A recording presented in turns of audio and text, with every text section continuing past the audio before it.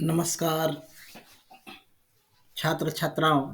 छत्तीसगढ़ राज्य open school संपर्क class कक्षा 12वीं हिंदी पाठ है रैदास को हम पढ़ाने जा रहे हैं।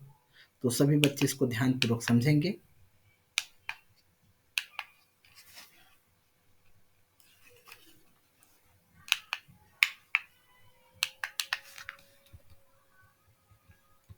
चलिए। नर हरि चंचल है मति मोरी, कैसे भक्ति करूं मैं तेरी। तू मोहि देखै हौ तो ही देखूं, प्रीति परस्पर होई। तू मोहि देखै तो ही न देखूं, यह मति सब बुद्धि खोई। सब घट अंतर रम से निरंतर, मैं देखन नहीं जाना। गुण सब तोर मोर सब अवगुण, कत उपकार न माना। मैं तो तोरी मोरी असमझी सौ, कैसे करी निस्तारा। कह रैदास कृष्ण करुणा मैं, जय जय जगत अधारा। इस प्रकार से है। तो आइए एक बार पहले पद को पुनः पढ़ लेते हैं। प्रसंग है इसमें। प्रस्तुत पद में कवि रैदास ने ईश्वर के निराकार रूप का वर्णन किया है, जिसका न आदि है न अंत है। दूसरी ओर भक्त माया से बंधा रहने के कारण अत्यंत चंचल रहता है। भक्त की इस अवस्था का यहाँ वर्णन किया गया है। यहाँ पर अनुवाद इसका व्याख्या है। नरहरि माने हे ईश्वर, चंचल है मति मोरी, मेरी बुद्धि अत्यंत चंचल है। कैसे भक्ति करूं मैं तेरी। आप ही बताएं कि मैं आपकी भक्ति किस प्रकार करूं। अर्थात मैं माया जाल में फंसा होने के कारण सदैव किसी न किसी मोह बंधन में बंधा रहता हूं। तू मोहि देखे हो तो ही देखो, प्रीति परस्पर हुई। जिससे पूर्णतः एकाग्र होकर ईश्वर की भक्ति में लीन नहीं हो पा रहा हूँ। यही मेरी व्यवस्था है, जिसे मैं आपके सम्मुख व्यक्त कर रहा हूँ। इस प्रकार इसका है। हे ईश्वर, मेरी बुद्धि अत्यंत चंचल है। आप ही बताएं कि मैं आपकी भक्ति किस प्रकार करूं।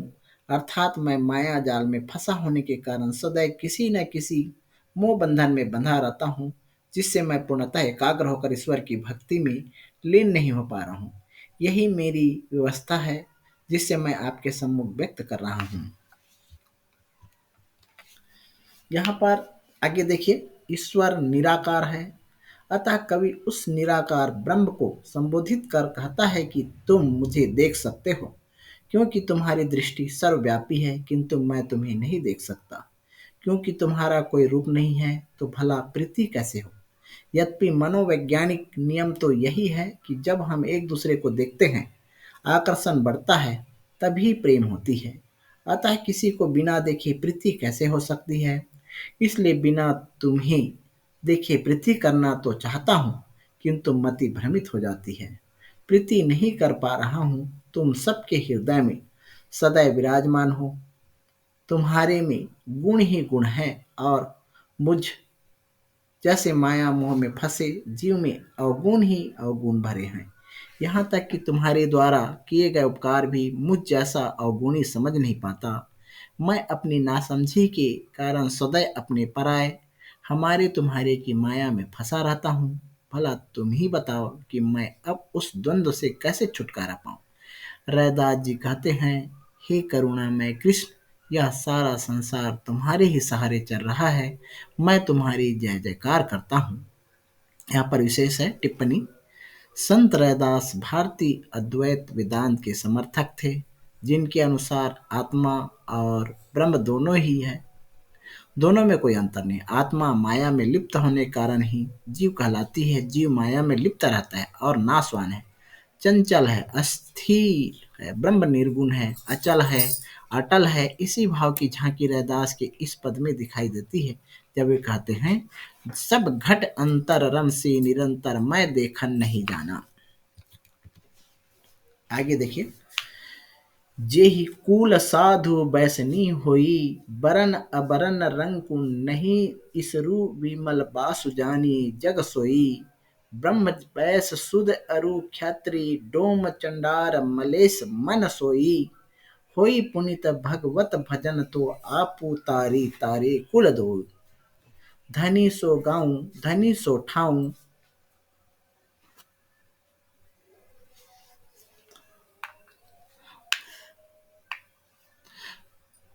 पुनित कुटुंब सभा सब लेई लोई। जिनी पिया सार रसु तजे आन रस होई। रस मगन डारे बिखु खोई। पंडित सूर छत्रपति राजा भगत बराबरी औरु न कोई। जैसे पुरैन पात रहे जल समीप भनी रविदास जन्मे जग होई, जग ओई। इस प्रकार से प्रसंग है इसका। इस पद द्वारा संत रैदास यह प्रतिपादित करना चाहते हैं कि भक्ति मार्ग में जाति पाति का कोई बंधन नहीं होता। नीच कही जाने वाली जाति में जन्म लेने वाले व्यक्ति जिसके हृदय में प्रेम भक्ति का संचार है वह उस ब्राह्मण से कहीं अधिक अच्छा है जो भगवान की भक्ति के प्रति उदासीन है।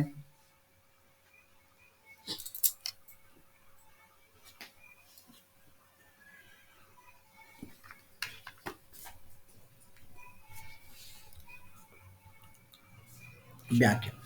संत रविदास कहते हैं जिस कुल साधु वैष्णव। संत रविदास भक्ति की महत्ता बताते हुए जिस कुल में ईश्वर भक्त जन्म ले वही कुल उच्च और पवित्र कुल माना जाता है। जी कुल साधु वैष्णव हुई, चाहे वह संपूर्ण माने यहाँ पर है जिस रैदास संत रैदास भक्ति की महत्ता बताते हुए कहते हैं जिस कुल में ईश्वर भक्त जन्म ले वही कुल उच्च और पवित्र कुल माना जाता है, चाहे वह सवर्ण कुल हो या अवर्ण, गरीब हो या अमीर। कहने का तात्पर्य है कि ईश्वर की दृष्टि में सच्चा भक्त या ईश्वर का प्रिय भक्त व्यक्ति वही है जो पुण्यात्मा है, अच्छे कर्म करने वाला है और सच्चे मन से ईश्वर की भक्ति करता है। इसी भाव को एक स्थान पर रहीम ने इस प्रकार व्यक्त किया है। ऊंचे कुल की जन्मिया करनी उच न होए। सुमरन कलश सुरा भरा साधु निंदा सोए। आगे की पंक्तियों में कवि अपने उपयुक्त विचार की पुष्टि में कहता है कि चाहे व्यक्ति किसी भी वर्ग अथवा जाति का क्यों न हो, यदि वह सच्चे मन और पवित्र भाव से भगवान का भजन करे तो उसे स्वयं तो मुक्ति मिलती ही है, साथ ही उसके दोनों कुल माता पिता मुक्ति पा जाते हैं। कवि के कहने का तात्पर्य यह है कि भगवान के भजन में बड़ी शक्ति है। धन्य है वह धरती, धन्य है वह स्थान, धन्य है उसके पवित्र परिवार के लोग जिनमें एक सच्चा भक्त जन्म लेता है। जिन भक्तों ने ईश्वर प्रेम रूपी रस का पान कर लिया उन्हीं सांसारिक रस में कोई आनंद नहीं आता, वह तो अपने प्रेम रूपी रस में ही मगन हो सांसारिक माया रूपी विषाक्त आकर्षणों को खोई के समान फेंक देता है। तो कवि भक्ति की महत्ता बताते हुए कहता है कि पंडित वीर छत्रपति राजा कोई भी क्यों ना हो वह भक्त की बराबरी नहीं कर सकता। भक्त तो इन सब से ऊपर है। कवि रैदास कहते हैं कि इस संसार में उसी तरह रहना चाहिए जैसे जल में कमल का पत्ता रहता है जो जल में ही पैदा होता है और जल से ही प्राण शक्ति ग्रहण करते हुए भी जल की एक बूंद अपने ऊपर ठहरने नहीं देता और पानी के ऊपर ही तैरता रहता है। इसी प्रकार मनुष्य को भी संसार में पैदा होकर भी इसी में रहते हुए इस संसार में निरपेक्ष रहकर भक्ति में लीन रहना चाहिए। अगला देखिए, तीसरा पद्य है। प्रभु जी तुम चंदन हम पानी, जाकी अंग अंग बास समानी। प्रभु जी तुम घन बन हम मोरा, जैसे चितवत चंद चकोरा। प्रभु जी तुम दीपक हम बाती, जाकी जीवती बरै दिन राती। प्रभु जी तुम मोती हम धागा, जैसे सोनही मिलत सुहागा। प्रभु जी तुम स्वामी हम दासा, ऐसी भक्ति करे रह दासा। यहाँ पर रैदास जी कहते हैं प्रभु जी तुम चंदन हम पानी, प्रभु जी तुम चंदन तो हम पानी हैं, जाकी अंग अंग भंग बास समानी। इस ईश्वर को चंदन और स्वयं को पानी की उपमा देते हैं। प्रभु जी तुम घन, प्रभु जी तुम बादल हो तो हम मोर हैं, जैसे आप चंद्रमा हो तो हम चकोर हैं।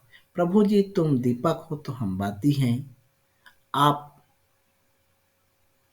जा की ज्योति बरे दिन राती। जो प्रभु जी तुम मोती हम धागा, प्रभु जी तुम मोती हो तो हम धागा है, जैसे सोनी मिलत सुहागा। तो इस प्रकार से जैसे कि भक्त प्रभु जी तुम स्वामी हम दासा, प्रभु जी तुम स्वामी हो तो हम दास हैं, ऐसी भक्ति करे रह दासा। तो इस प्रकार इसका अनुवाद है। कवि प्रभु के समक्ष स्वयं को समर्पित करता हुआ ईश्वर को चंदन और स्वयं को पानी की उपमा देते हैं। चंदन की सुगंध भक्त के शरीर के अंग प्रत्यंग में कैसे व्याप्त है, सोचिए, कल्पना कीजिए पानी मिलाकर चंदन के घिसे जाने की। इसी भांति ईश्वर बादल, चांद और दीपक और मोती है। भक्त ने स्वयं को क्रमशः मोर कहा है, चकोर, बाती और धागा के रूप में व्यक्त किया। उन सब की तुलना करते हुए कवि ने भक्त और भगवान के अनंत संबंधों की चर्चा कर डाली है। तो इस पद में दास से भक्ति का सुंदर रूप दिखाई देता है। भक्त का भगवान से आत्मनिवेदन है कि वह जैसे भी है भगवान के चरणों में पूर्णतः समर्पित है। उसका अपना कुछ नहीं, जो कुछ है वह ईश्वर का प्रकाश और प्रसाद है। यहाँ पर कुछ व्याकरण समझे। उपमा अलंकार, जहाँ पर एक वस्तु की तुलना दूसरी वस्तु से की जाती है तो वहाँ उपमा अलंकार होता है। जैसे किसी सुंदर स्त्री के मुख की तुलना चंद्रमा से की जाए तो वहाँ पर उपमा अलंकार होता है। इसमें जिस वस्तु की तुलना स्त्री के मुख से की जाती है तो उसे उपमेय, तथा जिस वस्तु से चंदन की तुलना की जाती है उसे उपमान कहते हैं। किंतु यदि यही पर स्त्री के मुख की तुलना किसी ऐसी वस्तु से की जाती है कि मुख और उस वस्तु में भेद करना मुश्किल हो जाता है, तब यहाँ रूपक अलंकार होता है। क्योंकि जहाँ पर उपमेय और उपमान में आरोप दिखाई देता है वहाँ पर रूपक अलंकार होता है। देखिए यहाँ पर परिभाषा महत्वपूर्ण है। जहाँ पर उपमेय और उपमान में आरोप दिखाई देता है वहाँ पर रूपक अलंकार होता है। जैसे इसी पाठ के दूसरे पद में बिखू खोई में रूपक है। आप समझ चुके होंगे यहाँ रूपक इसलिए है, यहाँ पर उपमेय बिखू अर्थात विष और उपमान खोई में इतनी समानता दिखाई गई है कि दोनों एक ही है। अगला अलंकार देखिए, दृष्टांत अलंकार। जहाँ पर उपमेय तथा उपमान में बिंब प्रतिबिंब का भाव झलकता हो वहाँ दृष्टांत अलंकार होता है।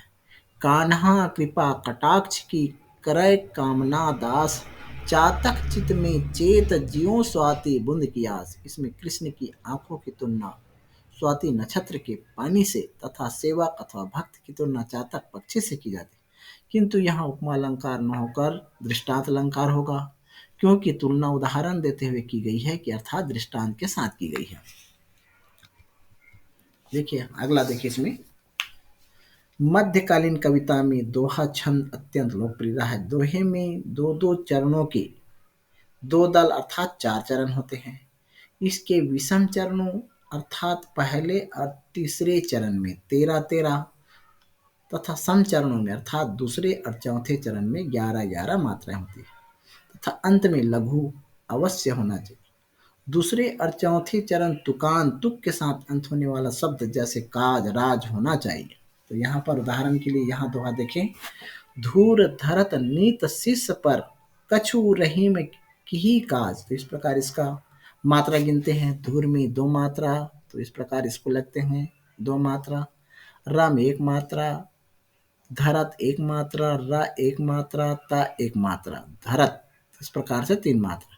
नित में 1 मात्रा, ता में 1 मात्रा, शिश में 2 मात्रा, श्र में 1 मात्रा। तो इस प्रकार 3 मात्रा है। पर 1 मात्रा, प का 1 मात्रा, र का 1 मात्रा। कहू का में 1 मात्रा, हु में भी 1 मात्रा। रहीम, यहाँ पर र में 1 मात्रा, हा में बड़ी मात्रा ही है तो 2 मात्रा होगा रहीम। म 1 मात्रा, की में छोटे 1 मात्रा तो 1 मात्रा रहेगा। हाँ में बड़े छोटे 1 मात्रा तो इसमें भी 1 मात्रा। काज में बड़े 1 मात्रा तो 2 मात्रा और ज में 1 मात्रा। तो इस प्रकार धूर धरत नित शीश पर 13 मात्राएं प्रथम चरण है, और द्वितीय चरण कहू रहीम की काज, इसमें 11 मात्रा हैं। तो इस प्रकार से पहले और पहले और तीसरे में 13-13, दूसरे और चौथे में 11 मात्रा होती है। तो इस प्रकार से इसको दोहा को समझना है। अब आप सोच रहे होंगे कि ये मात्राएं क्या होती है। तो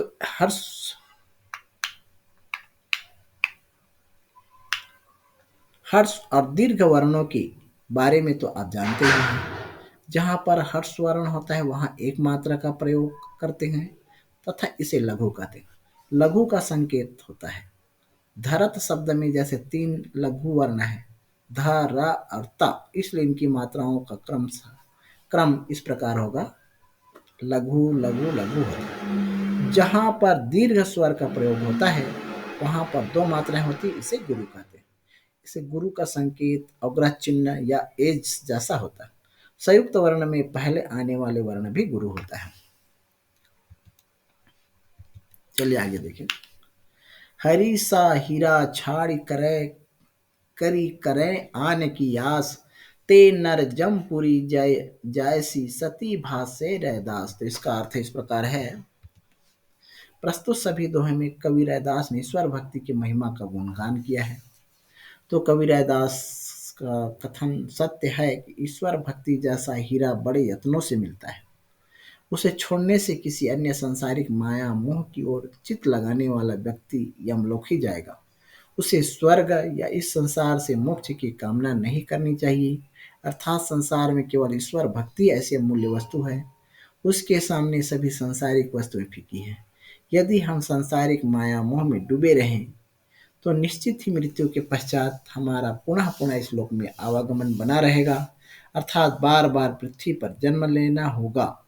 संत रैदास ठीक कहते हैं, यदि मुक्ति प्राप्त करनी है और बार बार जन्म लेने के चक्र से बचना है तो उसका एक ही रास्ता है, ईश्वर की भक्ति।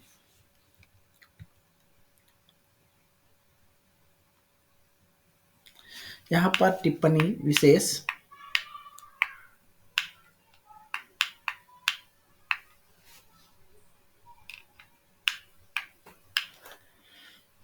क्या आप बता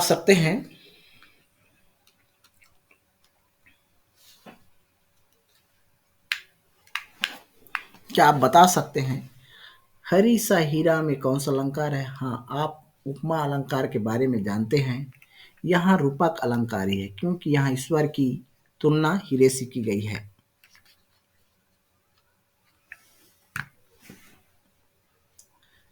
तो इस प्रकार यहाँ उपमा अलंकार ही है।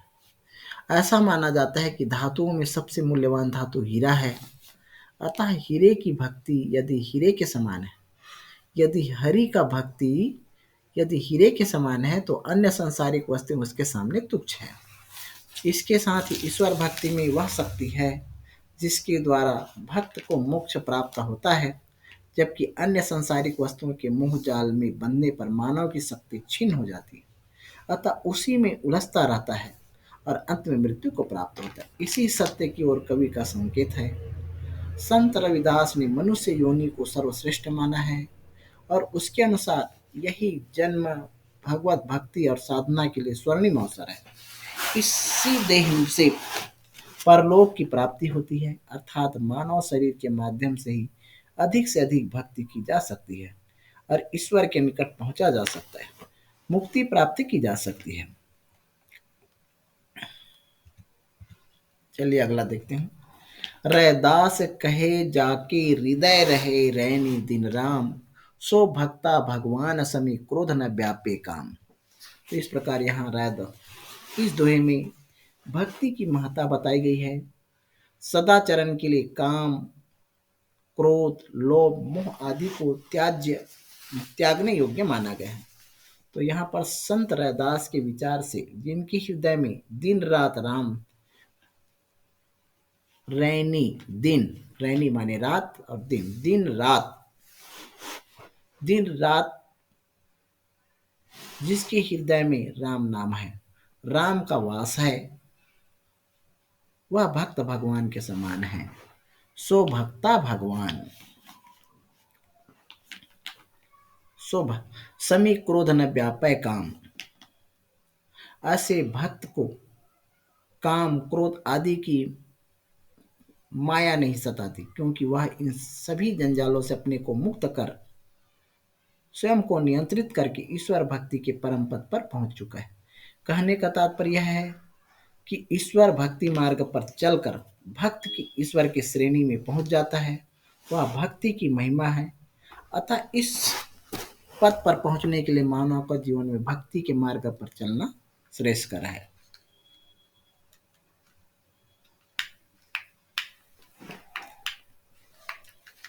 तो इस प्रकार इसका व्याख्या है। संत रैदास के विचार से जिसके हृदय में रात दिन राम नाम है, राम का दास है, वह भक्त भगवान के समान है। ऐसे भक्त को काम क्रोध आदि की माया नहीं सताती, क्योंकि इन सभी जंजालों से अपने को मुक्त कर स्वयं को नियंत्रित कर ईश्वर भक्ति के परम पद पर पहुंच चुका है। कहने का तात्पर्य यह है कि भक्ति मार्ग पर चलकर भक्त भगवान की श्रेणी में पहुंच जाता है। यह भक्त की महिमा है। अतः इस उच्च पद पर पहुंचने के लिए मानव का जीवन में भक्ति के मार्ग पर चलना श्रेष्ठकर है। यहाँ पर टिप्पणी है विशेष। ऐसा माना जाता है कि काम क्रोध लोभ मोह सांसारिक माया मोह है। जब तक मनुष्य इन बंधनों में उलझा रहता है तब तक वह सच्ची भक्ति नहीं कर पाता। एक बार वह भक्ति के सच्चे मार्ग पर चल पड़े तब इसकी माया उसे नहीं सताएगी, क्योंकि तब तक भक्त अपने इसमें विलीन हो चुका होगा। तो वह भक्ति साधना की उच्चतम स्थिति है, जहाँ पर भक्त ब्रह्म को पहचान कर उसमें एकाकार हो जाने का अनुभव, और तब वह सांसारिक आकर्षणों से बहुत दूर चला जाता है। अगला देखें। जा देख से घीन उपजय नरक कुंड है बास, प्रेम भक्ति तय उधरे प्रकट जन रैदास। प्रसंग है यहाँ पर। रैदास ने समाज में प्रचलित जाति प्रथा के कारण कुछ वर्णों में व्याप्त हीन ग्रंथि को उखाड़ फेंकने के लिए भक्ति का सहारा लिया। समाज के आडंबरवादियों को उन्होंने यह समझाने की कोशिश की कि मात्र किसी जाति विशेष में जन्म लेने से कोई व्यक्ति ऊंचा नीचा नहीं हो सकता। उसके बड़प्पन की कसौटी उसका चिंतन आचरण और कर्म है। उसी और संकेत से यह इस दोहे में अपने विचार प्रकट करते हैं। व्याख्या देखिए। सामाजिक दृष्टि से नीची कही जाने वाली जातियां, जिन्हें देखकर ही उच्च वर्ग के लोग घृणा से मुख मोड़ लेते, वे लोग जिन बस्तियों में रहते हैं वे नरक के समान गंदी है, किंतु उन्हीं में से कोई भी मनुष्य ईश्वर भक्ति और प्रेम के बल पर अपने चिंतन और आचरण से प्रभु का भक्त भी बन सकता है। उदाहरण देते हुए कहते हैं कि रैदास स्वयं भक्ति कर इससे उबर चुके हैं, अर्थात रैदास जिनको निम्न जाति में पैदा होने का बोझ सदा ही सता, निम्न कुल में पैदा होने के कारण सदा घृणा के पात्र रहे। लोगों की दृष्टि में उनका निवास नरक, क्योंकि वहां दिन रात चमड़े की शराब से वातावरण दूषित। वहीं रहकर स्वयं रैदास ईश्वर भक्ति के बल पर समाज के लिए आदर्श बनकर प्रकट हुए। कवि के कहने का यही तात्पर्य है कि जाति पाति पूछे नहीं कोई, हरि को भजे सो हरि का होई।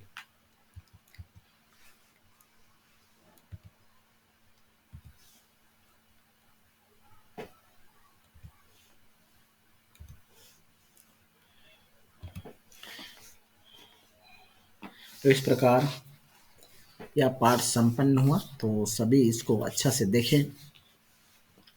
धन्यवाद।